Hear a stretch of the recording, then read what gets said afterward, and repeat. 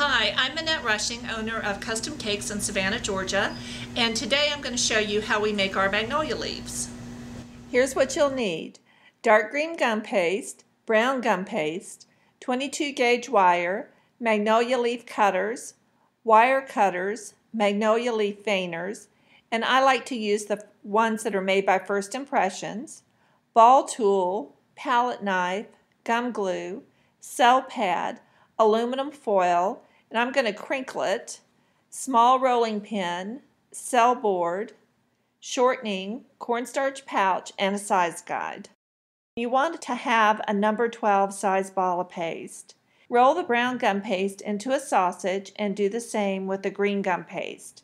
Now use your rolling pin to flatten the paste, both the green and the brown. And now I'm going to put the brown paste on top of one of the grooves in my groove board, and the green paste will go on top of the brown paste. Use your rolling pin to roll out the paste. When we roll them out together, it's like they just become one paste, and they stick together beautifully. Okay, so now that we've got the paste rolled out, I want to turn it to the brown side up and place it on my cutting mat. Center the cutter over the ridge. Now cut the leaf. Be sure and save the leftover paste. Cover it up so it doesn't dry out because we're going to use it again later. Dip the wire in a little bit of gum glue. Now with the stem portion of the leaf, hold it lightly between your thumb and your finger and gently insert the wire. You want to go up maybe about 1/4 of the way. Use the ball tool kind of half on and half off the paste. You're not trying to make the edges curl or ruffle. You just want to thin them out. So we're going to place the ridge of the leaf into the center groove of the vayner. So the brown side's going to be down and the green side's going to be up. Place the vayner back on top and be careful to line it up. Now press. Gently remove the vayner back and then remove the leaf. I like to gently lift the leaf edges away from the vayner with my palette knife. Just be really careful if you're using a palette knife that you don't dig or cut into the vayner. Also, don't pull the leaf away from the vayner with the wire because it will cause a tear. Now I'm going to lay it on the aluminum foil to dry.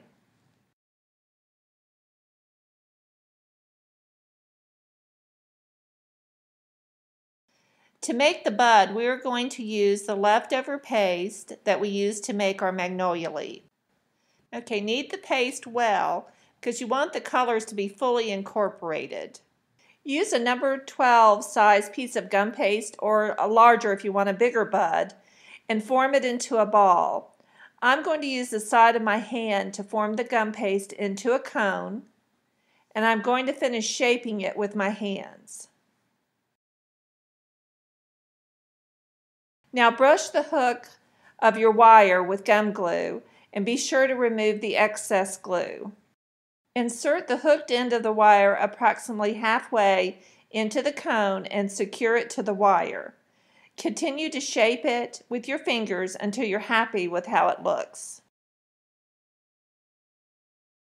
Hold the bud gently in your fingers and using your palette knife, make 3 grooves into your bud. I like to start at the top. Now stick the wire into the styrofoam and let it dry overnight.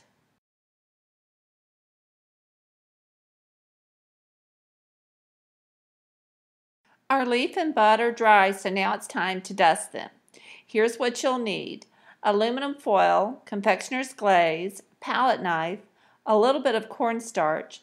I like to use a combination of 3 different greens. One is a rose leaf, the second one is just called green, and the third one is called green bean.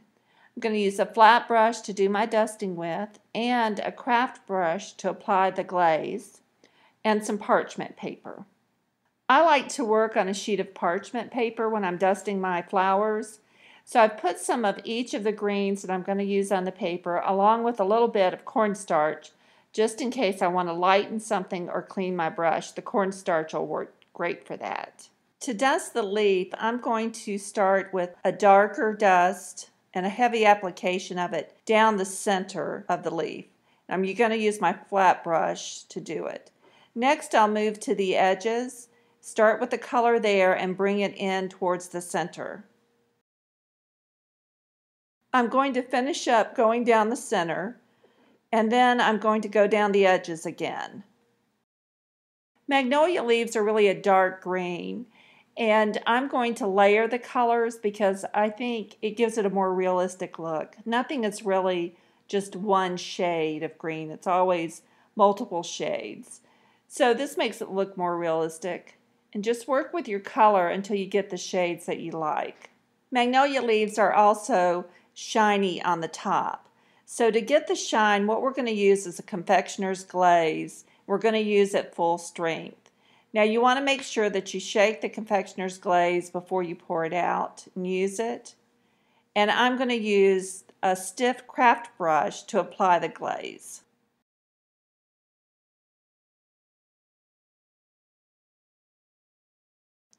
Okay, let's dust the bud. I'm going to use the same combination of greens for the bud that I used for the leaf. And just want to make sure I get the color on evenly and that all the bud has some colors. All right, now the bud is ready to be steamed. You want to just gently run the bud through the steam, just enough for it to set the color, but not so much that it becomes shiny. Be careful not to oversteam it. The glaze on our leaf is dry and our bud is steamed, so now I'm ready to add the bud and leaf to the magnolia. Using my needle nose pliers, I'm going to just very carefully bend the leaf back. To attach the leaf to the flower, stretch your floral tape to make it sticky. I like to turn my flower upside down and turn the flower as I tape the leaf. Now we're ready to add the bud. I have it placed where I want it. I'm going to turn the flower upside down, take my floral tape, stretch it as I wrap, tear off the excess, and trim the wire. Okay, turn it over, and here's our flower complete with leaf and bud.